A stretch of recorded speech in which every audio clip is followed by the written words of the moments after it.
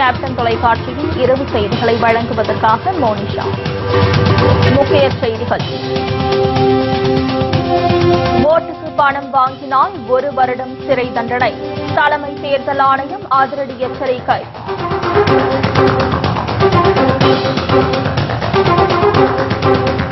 சொத்து குவிப்பு வழக்கில் மீண்டும் சிறைக்கு செல்கிறார் ஜெயலலிதா. உச்சநீதிமன்றத்தில் மேல்முறையீட்டு மனு மீதான விசாரணை விறுவிறுப்பு.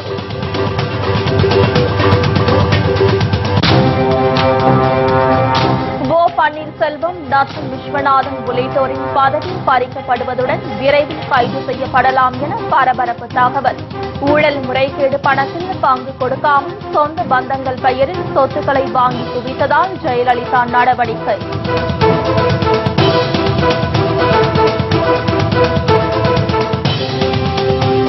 பெட்ரோல் விலை லிட்டருக்கு 3 ரூபாயும், டீசல் விலை ₹1.90 உயர்வு. நள்ளிரவு முதல் அமலுக்கு வரும் என எண்ணெய் நிறுவனங்கள் அறிவிப்பு.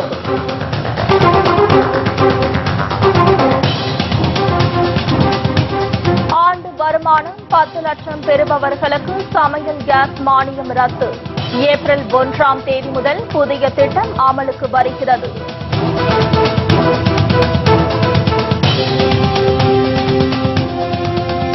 விரிவான செய்திகள். ஓட்டுக்கு பணம் வாங்கியது உறுதி செய்யப்பட்டால் ஓராண்டு சிறை தண்டனை விதிக்கப்படும் என தலைமை தேர்தல் ஆணையம் எச்சரித்துள்ளது.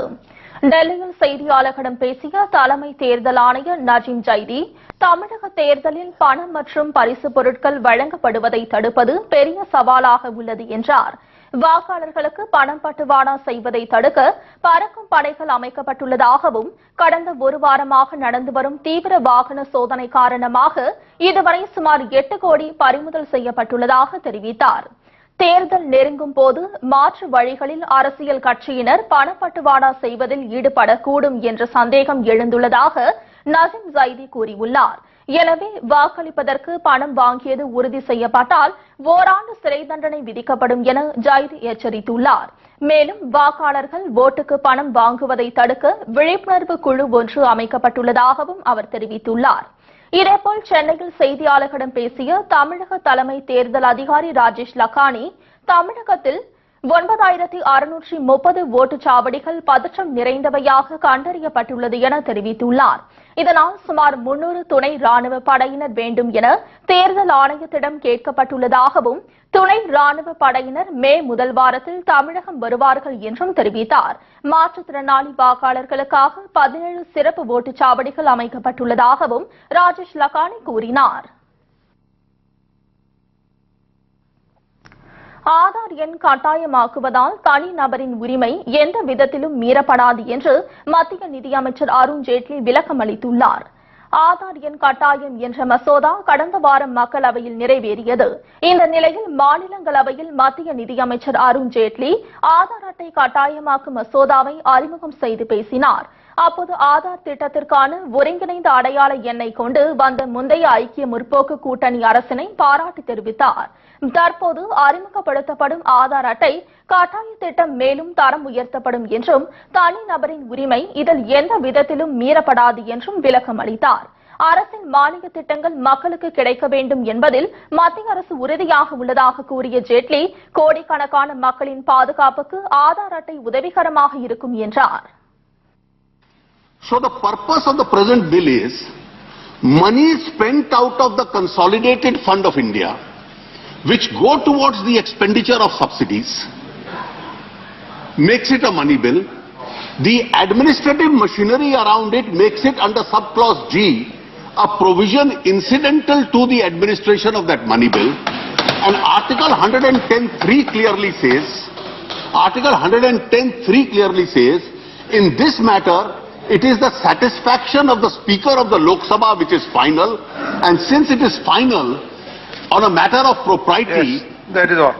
In a bicameral house. இதையடுத்து ஆதார் எண் மசோதா விவாதத்தில் பங்கேற்று பேசிய காங்கிரஸ் மூத்த உறுப்பினர் ஜெய்ராம் ரமேஷ், ஆதார் கட்டாய மசோதாவுக்கு கடுமையாக எதிர்ப்பு தெரிவித்தார். கட்டாய ஆதார் எண்ணை எதிர்ப்போர் எல்லாம் தேச விரோதிகள் அல்ல என அவர் குறிப்பிட்டார். செல்போன் சிம் வாங்க டிக்கெட் எடுக்க ஆதாரை கேட்பது ஏற்க முடியாது என கூறிய ஜெயராம் ரமேஷ், தன்னிச்சையாக குடிமக்கள் குறித்த விவரங்களை யாருக்கும் அளிக்கக்கூடாது என வலியுறுத்தினார். கட்டாய ஆதார் மசோதாவை தேர்வுக்குழுவுக்கு அனுப்ப வேண்டும் எனவும் அவர் கேட்டுக் கொண்டார். வங்கியில் வாங்கிய கடனையும் ஜெயலலிதா வருமானமாக நீதிபதி குமாரசாமி சேர்த்திருப்பது சட்டத்திற்கு புறம்பானது என்று கர்நாடக அரசு மூத்த வழக்கறிஞர் ஆச்சாரியா உச்சநீதிமன்றத்தில் தெரிவித்துள்ளார். சொத்து குவிப்பு வழக்கு மேல்முறையீட்டு விசாரணை உச்சநீதிமன்றத்தில் நடைபெற்று வருகிறது. கர்நாடக அரசு மூத்த வழக்கறிஞர் ஆச்சாரியா இரண்டாவது நாளாக தமது வாதத்தை இன்று முன்வைத்தார். ஜெயலலிதா முதலமைச்சராக இருந்த காலகட்டத்தில் வங்கியில் 24 கோடி கடனாக பெற்றுள்ளதை சுட்டிக்காட்டியுள்ள அவர், அதை திரும்ப செலுத்த வேண்டியதுதான் முறை என்று குறிப்பிட்டார். ஆனால் நீதிபதி குமாரசாமி இதனையும் வருமானமாக கணக்கிட்டுள்ளதாக ஆச்சாரியா சுட்டிக்காட்டியுள்ளார். மேலும் 1992இல் ஜெயலலிதாவின் 44வது பிறந்த நாளின் போது பரிசாக வந்த 2 கோடியே 15 லட்சத்தில் 1 கோடி வருமானமாக சேர்க்கப்பட்டுள்ளது என்றும் அவர் கூறியுள்ளார். பொது சேவையில் இருப்பவர்கள் பரிசு வாங்கக்கூடாது என்றும், அப்படி வாங்கினால் அதை அரசு கருவூலத்தில் சேர்க்க வேண்டும் என்றும் விதிமுறை உள்ளதை ஆச்சாரியா குறிப்பிட்டுள்ளார். ஆனால் ஜெயலலிதா அரசு கருவூலத்தில் இதனை தெரிவிக்காமல் அதனையும் வருமானமாக சேர்த்துள்ளதாக அவர் கூறியுள்ளார். இந்த வருமானம் சட்டப்பூர்வமானது அல்ல என்பதை கருத்தில் கொண்டுதான் கர்நாடக சிறப்பு நீதிமன்ற நீதிபதி மைக்கேல் டி குன்ஹா தமது தீர்ப்பை வழங்கியதாக ஆச்சாரியா தெரிவித்துள்ளார். ஆனால் கர்நாடக உயர்நீதிமன்ற நீதிபதி குமாரசாமி பரிசு பொருட்களையும் 1.5 கோடி வருமானம் வந்ததாக மதிப்பிட்டு அளித்த தீர்ப்பில் பிழைகள் உள்ளன என்பதே மூத்த வழக்கறிஞர் ஆச்சாரியாவின் வாதமாக உள்ளது. அரசு ஊழியரான ஜெயலலிதா தம்முடைய சொத்து விவரங்களை அரசிடம் தெரிவிக்க வேண்டியது கடமை என்றும், ஆனால் ஏன் தம்முடைய சொத்து விவரங்களை ஜெயலலிதா அரசிடம் தெரிவிக்காமல் மறைத்தது ஏன் எனவும் கேள்வி எழுப்பினார். இதேபோல் பல ஆதாரங்களை கர்நாடக அரசு தரப்பு வழக்கறிஞர் ஆச்சாரியா முன்வைத்து வாதத்தை தொடர்ந்துதான் ஜெயலலிதா உள்ளிட்ட கொலை கும்பலுக்கு சிக்கல் ஏற்பட்டுள்ளது. மேல்முறையீட்டு வழக்கில் விசாரணை நீதிபதி குன்ஹா அளித்த தீர்ப்பு உறுதி செய்யப்படும் என்பதால் ஜெயலலிதா, அவரது நெருங்கிய தோழி சசிகலா உள்ளிட்ட 4 பேர் மீண்டும் சிறையில் கம்பி எண்ணக்கூடும் என சட்ட வல்லுநர்கள் கருத்து தெரிவித்துள்ளனர். ஆண்டு வருமானம் 10 லட்சம் ரூபாய் உள்ளோருக்கு ஏப்ரல் 1ஆம் தேதி முதல் சமையல் எரிவாயு மானியம் ரத்து செய்யப்படுகிறது. இதற்கான நடவடிக்கையை மத்திய அரசு தீவிரப்படுத்தியுள்ளது. வருமான வரித்துறை மூலமாக ஆண்டு வருமானம் 10 லட்சம் உள்ளோர் யார் யார் என்ற பட்டியல் பெறப்பட்டு வருகிறது. இதுவரை 5 லட்சம் பேர் அடையாளம் காணப்பட்டுள்ளதாகவும், இவர்களுக்கு SMS மூலம் ரத்தாகும் விவரம் தெரிவிக்கப்பட்டு வருவதாகவும் கூறப்படுகிறது. அவர்கள் சந்தை விலையில் மட்டுமே கேஸ் சிலிண்டரை வாங்க முடியும். ஜனவரி மாதம் முதல் இந்த திட்டம் அமலுக்கு வருவதாக இருந்தது. பின்னர் தள்ளி போடப்பட்டு தற்போது ஏப்ரல் 1ஆம் தேதி முதல் இந்த திட்டம் அமலுக்கு வருகிறது. இதற்கான உத்தரவை ஏற்கனவே மத்திய அரசு பிறப்பித்துவிட்டது குறிப்பிடத்தக்கது. தற்போது வருடத்திற்கு 12 சிலிண்டர்கள் மானிய விலையில் வழங்கப்பட்டு வருகிறது. இதற்கு எந்தவிதமான வருமான உச்சவரம்பும் கிடையாது. இந்த எண்ணிக்கையை குறைக்கவும் மத்திய அரசு பலமுறை முயன்றது. ஆனால் கடும் எதிர்ப்பு நிலவுவதால் இப்போது பல்வேறு வகையான குறுக்கு வழிகளை மத்திய அரசு கடைபிடிக்க ஆரம்பித்துள்ளது.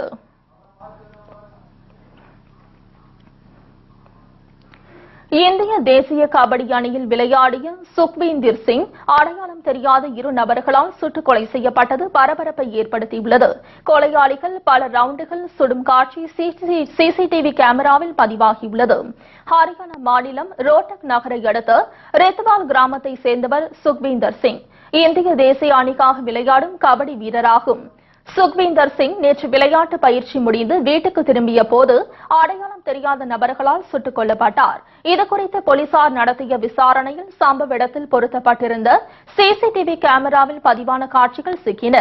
அதில் சுக்வீந்தர் சிங் செல்போனில் பேசியபடி வீட்டுக்கு நடந்து செல்வதும், எதிர்ப்புறமாக ஸ்கூட்டரில் இருவர் வருவதும், அதில் பின்னால் உட்கார்ந்திருந்தவர் சுக்வீந்தர் சிங்கின் நெஞ்சை பார்த்து சுடுவதும் பதிவாகியுள்ளது. சுரண்டு விழுந்த சுக்வீந்தர் சிங்கை நெருங்கும் இந்த இருவரும் அவரது தலையில் மாறி மாறி சுடும் அதிர்ச்சி காட்சி சிசிடிவியில் பதிவாகியுள்ளது. இதையடுத்து குற்றவாளிகளை போலீசார் கைது செய்யும் முயற்சியில் ஈடுபட்டுள்ளனர். தேமுதிக தலைவர் கேப்டன் விஜயகாந்த் மீது தமிழக அரசு தொடர்ந்துள்ள அவதூறு வழக்குகளை ரத்து செய்ய கோரி தாக்கல் செய்த மனு வெள்ளிக்கிழமை விசாரணைக்கு வருகிறது. அதிமுக ஆட்சியில் நிலவும் அவலங்களையும் ஊழல்களையும் தேமுதிக தலைவர் கேப்டன் விஜயகாந்த் மக்கள் மத்தியில் அம்பலப்படுத்தி வருகிறார். அதேபோல் திருமதி பிரேமலதா விஜயகாந்த் அதிமுக ஆட்சியின் ஊழல் முறைகேடுகள் மற்றும் நிர்வாக திறன் குறித்து பல இடங்களில் பேசியுள்ளார்.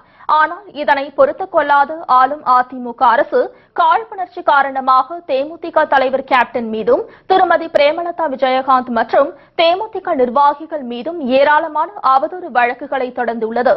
இது தொடர்பான ஒரு வழக்கை விசாரித்த உச்சநீதிமன்றம் தமிழக அரசுக்கு கடும் கண்டனம் தெரிவித்துள்ளது.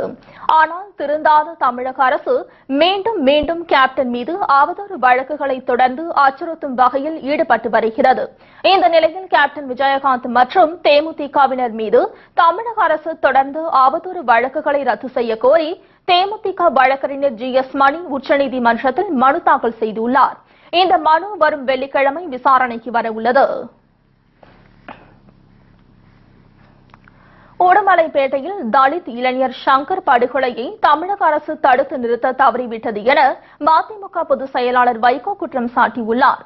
நெல்லையில் செய்தியாளர்களிடம் பேசிய வைகோ, ஆணவ கொலையை கண்டித்து சென்னையில் 21ஆம் தேதி மக்கள் நல கூட்டணி சார்பில் போராட்டம் நடத்தப்படும் என்றார். கடந்த 3 ஆண்டுகளில் 81 சாதிய படுகொலை நடந்துள்ளதற்கு அவர் கண்டனம் தெரிவித்தார். ஊழல் ஆட்சி நடத்திய ஜெயலலிதா மீண்டும் ஆட்சிக்கு வரக்கூடாது என கூறிய வைகோ, சொத்து குவிப்பு வழக்கில் ஜெயலலிதாவின் தண்டனை உறுதி செய்யப்படும் என கூறப்படுவதாக தெரிவித்தார். பின்னர் 2 முறை அவர்களை கொலை செய்வதற்கு முயற்சி நடந்திருக்கிறது. அவர்களை விசாரித்து கொலை செய்து விடுவோம் என்று மிரட்டியதற்கு வழக்கு போட்டிருக்க வேண்டும் அல்லவா? பொய் வழக்கு எவ்வளவு வழக்கு போடுறாங்க போலீஸ்ல. எனவே இந்த படுகொலையை தடுக்க தவறியது தமிழக அரசின் காவல்துறை என்று நான் குற்றம் சாட்டுகிறேன். சட்டம் ஒழுங்கை காக்க இந்த அரசு முற்றிலும் தவறிவிட்டது என்று குற்றம் சாட்டுகிறேன். 81 படுகொலைகள், ஆணவ கொலைகள் நடைபெற்றிருக்கின்றன. இந்த சாதிய வெறி உணர்ச்சியை தூண்டுகிறவர்கள் போக்கை கண்டிப்பதற்கும் அந்த எண்ணம் வளரவிடாமல் தடுப்பதற்குமான ஒரு அறப்போராட்டத்தை சென்னையில் நாங்கள் நடத்துகிறோம். பேரறிஞர் அண்ணாவால் உருவாக்கப்பட்ட திமுக என்ற இயக்கம் கருணாநிதியிடமே இல்லை என்றும் அக்கட்சி கார்ப்பரேட் கம்பெனிகளின் கையில் சிக்கியுள்ளது என்றும் வைகோ வருத்தம் தெரிவித்துள்ளார். பெட்ரோல் விலை லிட்டருக்கு 3 ரூபாய் 7 காசுகளும், டீசல் விலை லிட்டருக்கு 1 ரூபாய் 90 காசுகளும் உயர்கிறது. இந்த விலை உயர்வு இன்று நள்ளிரவு முதல் அமலுக்கு வருகிறது. சர்வதேச சந்தையில் கச்சா எண்ணெயின் விலை நிலவரம், இந்திய ரூபாயின் மதிப்பு ஆகியவற்றின் அடிப்படையில் 15 நாட்களுக்கு ஒருமுறை பெட்ரோல் டீசல் விலையை எண்ணெய் நிறுவனங்கள் மாற்றி அமைத்து வருகிறது. அதன்படி பெட்ரோல் லிட்டருக்கு 3 ரூபாய் 7 காசுகளும், டீசல் விலை லிட்டருக்கு 1 ரூபாய் 90 காசுகளும் உயர்த்தப்பட்டுள்ளது. இந்த விலை உயர்வு இன்று நள்ளிரவு முதல் அமலுக்கு வரும் என எண்ணெய் நிறுவனங்கள் அறிவித்துள்ளது. இந்த விலை உயர்வு காரணமாக அத்தியாவசிய பொருட்களின் விலை உயரும் அபாயம் ஏற்பட்டுள்ளது. ஊழல் மற்றும் லஞ்ச பணத்தில் ஜெயலலிதாவுக்கு பங்கு கொடுக்காமல் சொந்த பந்தங்கள் மற்றும் பினாமிகள் பெயரில் பல ஆயிரம் கோடி மதிப்பில் சொத்துக்களை வாங்கி குவித்துள்ள அதிமுக அமைச்சர்கள் பன்னீர்செல்வம், நத்தம் விஸ்வநாதன், பழனியப்பன் உள்ளிட்ட 3 எப்போது வேண்டுமானாலும் கைது செய்யப்படலாம் என பரபரப்பு தகவல் வெளியாகியுள்ளது. அதிமுக ஆட்சியில் OPS பதவி வகிக்கும் பொதுப்பணித்துறையில் துவங்கி மின்சாரம், போக்குவரத்து, நெடுஞ்சாலைத்துறை, உணவுத்துறை, வருவாய்த்துறை, வணிக வரி, பத்திரப்பதிவுத்துறை, சுகாதாரத்துறை மற்றும் வேளாண் துறை என அனைத்து துறைகளிலும் லஞ்ச முறைகேடுகள் கரை புரண்டோடுகிறது. கடந்த 5 ஆண்டு காலத்தில் முதலமைச்சர் ஜெயலலிதாவும் அவரது தலைமையிலான அமைச்சர்களும் அவர்களது அடிப்பொடிகள் மட்டுமன்றி அரசு அதிகாரிகளும் லஞ்சம் ஊழல் செய்து மக்கள் பணத்தை கொள்ளையடித்து தமிழகத்தை கபளீகரம் செய்துவிட்டனர் என்பதை யாராலும் மறக்க முடியாது. இந்த நிலையில் ஜெயலலிதாவின் முன்பு குனிந்து குனிந்து கூப்பாடு போட்டே பல லட்சம் கோடிக்கு அதிமுக அமைச்சர்கள் அதிபதியாகி உள்ளது தற்போது அம்பலமாகியுள்ளது. இதனை உளவுத்துறை மூலமாக கண்டறிந்த ஜெயலலிதா பன்னீர்செல்வம், நத்தம் விஸ்வநாதன், எடப்பாடி பழனிசாமி, வைத்தியலிங்கம், பழனியப்பன் உள்ளிட்ட 5 அணியினரை அதிமுகவிலிருந்து ஓரம் கட்டினார். ஆனால் தாங்கள் கொள்ளையடித்த பணம் மற்றும் சொத்துக்களின் பெரும் பகுதியை போயஸ் தோட்டத்தில் ஒப்படைத்து விட்டதால் எடப்பாடி பழனிசாமி மற்றும் வைத்தியலிங்கம் ஜெயலலிதாவின் புதிய ஐவர் அணியில் நீடிக்கின்றனர். அதே நேரத்தில் அமைச்சர்கள் பன்னீர்செல்வம், நத்தம் விஸ்வநாதன் மற்றும் பழனியப்பன் ஆகியோர் வீட்டு காவலில் வைக்கப்பட்டுள்ளதாக தகவல்கள் வெளியாகியுள்ளது. சென்னையை விட்டு வெளியேறவும் அவர்களுக்கு தடை விதிக்கப்பட்டுள்ளதுடன் தொலைபேசி வாயிலாக யாரிடமும் பேசக்கூடாது என ஜெயலலிதா கட்டளையிட்டுள்ளதுடன் அமைச்சர்கள் தங்களது பங்களாக்களில் ரகசிய அறைகளில் பதுக்கி வைத்திருந்த பல ஆயிரம் கோடி ரூபாய் பணம் மற்றும் சொத்து பத்திரங்களை உளவுத்துறை அதிகாரிகளை பயன்படுத்தி கண்டெய்னர் லாரிகளில் சென்னைக்கு அள்ளிக் கொண்டு வந்ததாக அதிர்ச்சி தகவல் வெளியாகியுள்ளது. பன்னீர்செல்வம் உள்ளிட்ட 3 அமைச்சர்களையும் முற்றிலும் வீட்டிலேயே முடக்கி வைத்துள்ள நிலையில் அவர்கள் மீது அடுக்கடுக்கான புகார்கள் குவிந்து வருகிறது. அதன் எதிரொலியாக சுற்றுலாத்துறை அமைச்சர் சண்முகநாதன், உதவியாளர் கிருஷ்ணமூர்த்தி கைது செய்யப்பட்டிருக்கிறார்.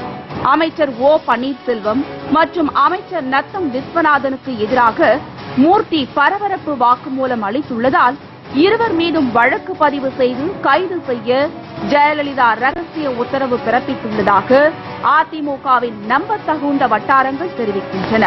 சுற்றுலாத்துறை அமைச்சர் மகன் ராஜா அதிமுக வேட்பாளராக பேரம் பேசுவது தொடர்பாக வெளிவந்த வீடியோவில் இடையில் ஆடியோ பேச்சில் மூர்த்தியும் உள்ளதை உளவுத்துறை போலீசார் கண்டறிந்துள்ளனர்.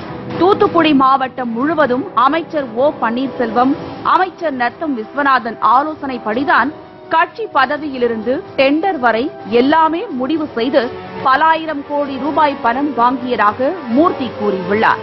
இந்த வாக்குமூலத்தின் அடிப்படையில் அமைச்சர்கள் ஓ பன்னீர்செல்வம், நத்தம் விஸ்வநாதன் ஆகிய இருவரும் விரைவில் அமைச்சர் பதவியிலிருந்து நீக்கப்படலாம் என்று பரபரப்பு தகவல் வெளியாகியுள்ளது.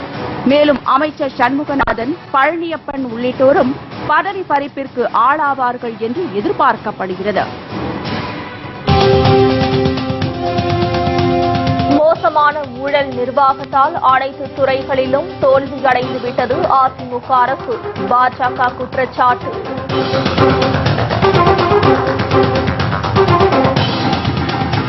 சிறுமிகளை பாலியல் பலாத்காரம் செய்த 2 பேருக்கு இரட்டை ஆயுள் தண்டனை, மகிழா நீதிமன்றம் பரபரப்பு தீர்ப்பு. மற்றும் பல செய்திகள் விளம்பர இடைவேளைக்கு பிறகு. செய்திகள் தொடர்கின்றன. மோசமான ஊழல் நிர்வாகத்தால் அனைத்து துறைகளிலும் அதிமுக அரசு தோல்வியடைந்து விட்டதாக பாஜக குற்றம் சாட்டியுள்ளது.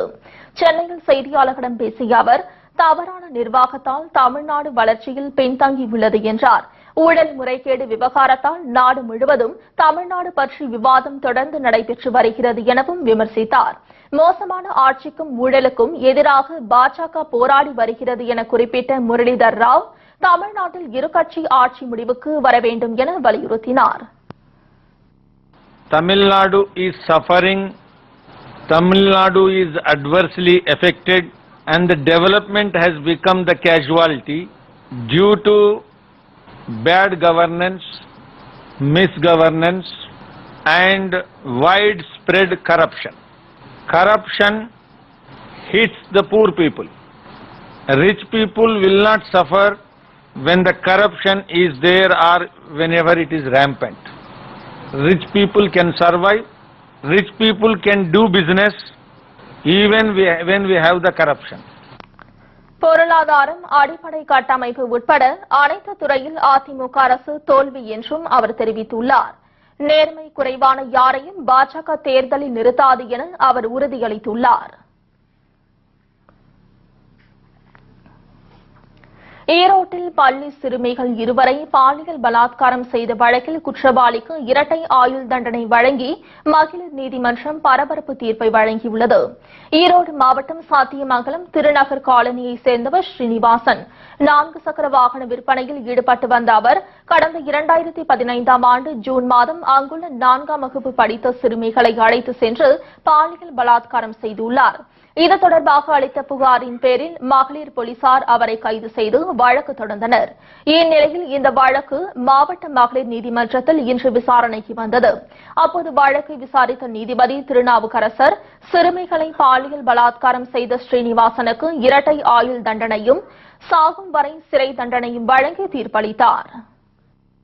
மகன் சீனிவாசன் அவர் வந்து சுமார் வயசு 45. அவர் கடந்த 15/6/2015 அன்னைக்கு பள்ளி குழந்தைகள், அதாவது 4ஆம் வகுப்பு படிக்கும் இரண்டு பெண் குழந்தைகளை மிட்டாய் வாங்கி தருவதாக சொல்லி அழைத்து சென்று மிட்டாய் வாங்கி கொடுத்து அவர் தன்னுடைய வீட்டிற்கு அழைத்து சென்று மேற்படி சிறுமிகள் இருவரையும் தனித்தனியாக பாலியல் பலாத்காரம் பண்ணிவிட்டார். அந்த மேற்படி சீனிவாசனுக்கு வந்து 2 ஆயுள் தண்டனை விதித்தும் மேற்படி அவர் சாகும் வரை ஜெயிலே இருக்கும்னு சொல்லி உத்தரவிட்டிருக்காரு. இதேபோல் அரியலூரில் 17 வயது சிறுமியை பாலியல் பலாத்காரம் செய்த நபருக்கு 10 ஆண்டுகள் சிறை தண்டனை விதித்து மகளிர் நீதிமன்றம் தீர்ப்பளித்துள்ளது. ஜெமின் பேரையூரை சேர்ந்து அழகுதுரை என்பவர் தமது வீட்டில் பணியாற்றி வந்த 17 வயது சிறுமியை பாலியல் பலாத்காரம் செய்ததாக கூறப்படுகிறது. இதுகுறித்து விசாரணை மேற்கொண்டு வந்த மாவட்ட மகளிர் நீதிமன்றம் பாலியல் பலாத்காரத்தில் ஈடுபட்ட அழகுதுரைக்கு 10 ஆண்டுகள் சிறை தண்டனையும் 50,000 ரூபாய் அபராதமும் விதித்து தீர்ப்பளித்தது. கடந்த 2 மாதங்களாக உற்பத்தி செய்து சேலை ரகத்திற்கு கூலி வழங்காததை கண்டித்து கையில் தட்டு ஏந்தியபடி பெண் நெசவாளர்கள் ராஜபாளையம் கூட்டுறவு சங்கத்தை முற்றுகையிட்டு போராட்டம் நடத்தினர். கடந்த 2 மாதங்களுக்கு முன்பு கூட்டுறவு சங்கத்தில் கொள்முதல் செய்யப்பட்ட துணிகளுக்கான தொகையான 58,28,000 கைத்தறித்துறையினர் இன்னும் வழங்கவில்லை என கூறப்படுகிறது. இதுகுறித்து கைத்தறித்துறையினரிடம் பலமுறை புகார் தெரிவித்தும் இதுவரை எந்த நடவடிக்கையும் எடுக்காததை கண்டித்து தட்டை கையில் ஏந்தி பிச்சை எடுக்கும் போராட்டத்தில் ஈடுபட்டதாக பெண்கள் தெரிவித்தனர். 2 மாதமாக கூலி இல்லாததால் தங்களின் வாழ்வாதாரம் முற்றிலும் பாதிக்கப்பட்டுள்ளதாக தெரிவித்த நெசவாளர்கள் தமிழக அரசு தங்களுக்கு விரைந்து கூலி கிடைக்கவும் நிரந்தர வருமானத்திற்கு வழிவகுக்கவும் வேண்டுகோள் விடுத்துள்ளனர். இப்ப அதுக்கு தகுந்த கூலி இல்ல. இப்ப அதுக்கு அடுத்தாப்புல துப்பட்டாவை எடுத்துட்டு காடா ஓட்டிருக்காங்க. காடாவுக்கு தகுந்த கூலியும் இல்ல, அதுக்கு தகுந்த நூலும் இல்ல. துப்பட்டாவோட கூலி ரொம்ப கம்மியா கொடுக்காங்க. அதுக்கு தகுந்த நூலும் கிடையாது, ஒண்ணும் கிடையாது. அது கூட அவ சொன்ன மாதிரி தை மாசம் எடுத்த பாவு 50 சேலை பாவை அடைச்சிட்டு 1 மாசம் சும்மா இருந்துட்டு இப்பதான் துப்பட்டா ரகம் ஏறி இருக்கு. அதுக்கு 3 தடவை பரவத்திருக்கோம். கூலியும் கொடுக்கல, ஒண்ணும் கொடுக்கல. ஒழுங்கான எங்களுக்கு கூலி வேணும், ஒழுங்கான தொழில் நல்லபடியா நடக்கணும். ராஜபாளையம் அருகே சேத்தூர் மேட்டுப்பாட்டியில் செயல்பட்டு வரும் நெசவாளர் கூட்டுறவு சங்கத்தில் சேத்தூர், முகபூர், முத்துசாமிபுரம் மற்றும் புனல்வேலியை சேர்ந்த 250க்கும் மேற்பட்ட நெசவாளர்கள் உறுப்பினர்களாக உள்ளனர். அரசு கூலி குறைவாக கொடுப்பதால் வருமான இழப்பு ஏற்படுவதாகவும், எனவே நிரந்தர கூலி வேண்டும் எனவும் நெசவாளர்கள் கோரி வருகின்றனர். 20 ஓவர் உலகக்கோப்பை கிரிக்கெட் போட்டி வங்கதேசத்தை வீழ்த்தி பாகிஸ்தான் அணி அபார வெற்றி. விவரம் இடைவேளை இரவு.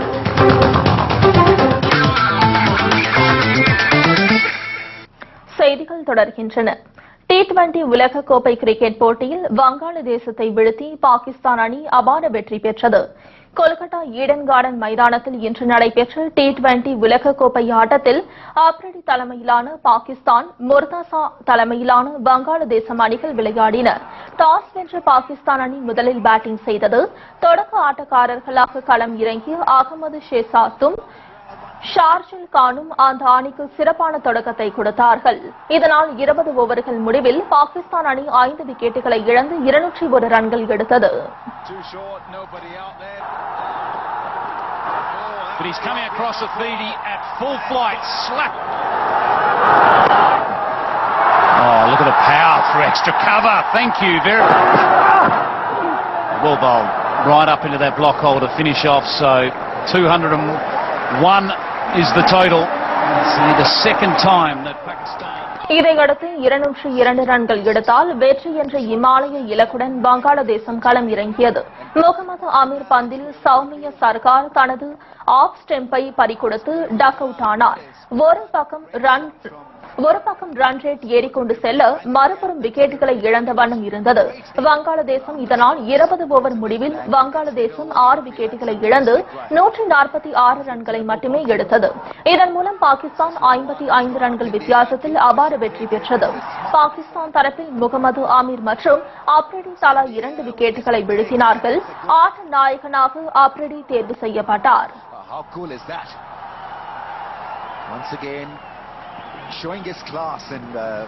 இத்துடன் செய்திகள் நிறைவடைகிறது. மீண்டும் செய்திகள் நாளை காலை 7 மணிக்கு. உண்மை செய்திகளை உள்ளபடி உடனுக்குடன் தெரிந்து கொள்ள நமது கேப்டன் நியூஸ் தொலைக்காட்சியை பாருங்கள். வணக்கம்.